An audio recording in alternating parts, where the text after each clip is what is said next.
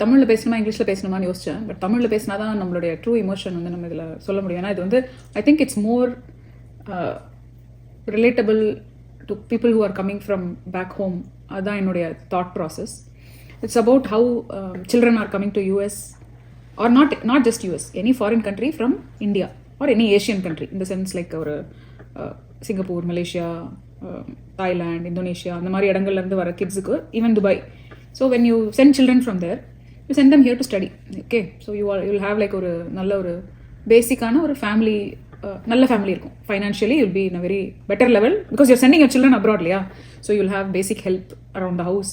At least some assistance will be there. Or at least வந்து ஒரு monthly once twice ஒரு weekly once twice யாராவது cleaners வந்து க்ளீன் பண்ணிட்டு போயிட்டு அந்த மாதிரி ஒரு செட்டப்பில் வாழ்ந்துருப்பாங்க. திடீர்னு when they come here, suddenly when they are in a foreign country, especially somewhere like US, UK, Canada and other European countries, நீங்கள் வந்த உடனே வந்து the first thing is everything you have to do on your own.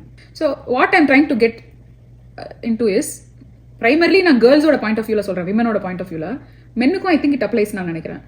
நல்லா you're making them படிக்க வைக்கிறீங்க, நல்ல education கொடுக்குறீங்க, நல்ல லைஃப்பில் அச்சீவ் பண்ணுன்றீங்க, அமெரிக்கா போன்றீங்க, யூகே போன்றீங்க, எல்லாம் சொல்கிறீங்க. அப்புறம் கடைசியில் இப்போ வந்து you're sending them to somebody and saying marry this guy.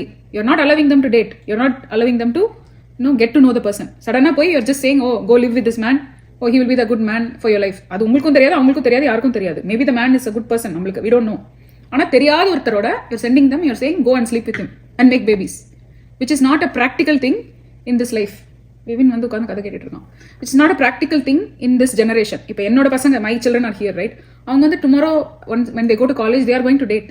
I can't stop that and I feel like it's not wrong, it is right for them to explore the world because அவங்க யாரோட compatible இருப்பாங்கன்னு எனக்கு தெரியாது. ஏன்னா இப்போ விவின் வந்து is going to go to a job, he will have let's say 11 o'clock அவனோட day start ஆகுதுன்னா maybe he'll work till 9 PM. So somebody who has to be ready to accept him, அந்த work schedule இருக்கிறவங்கள தான் அவன் accept பண்ண முடியும். அப்படி ஒரு ஸ்கெடியூல் இருக்கிறவங்க தான் அவனுக்கு காம்பேட்டபிளாக இருக்கும். ஆர் மேபி அவனுக்கு 9 to 5 போகிறவங்க இல்லை வீட்லேயே இருக்கிறவங்க கூட காம்பேட்டபிளாக இருப்பாங்க. பட் அது எப்படி தெரியும்? Once they get to know the person, that's how they will know.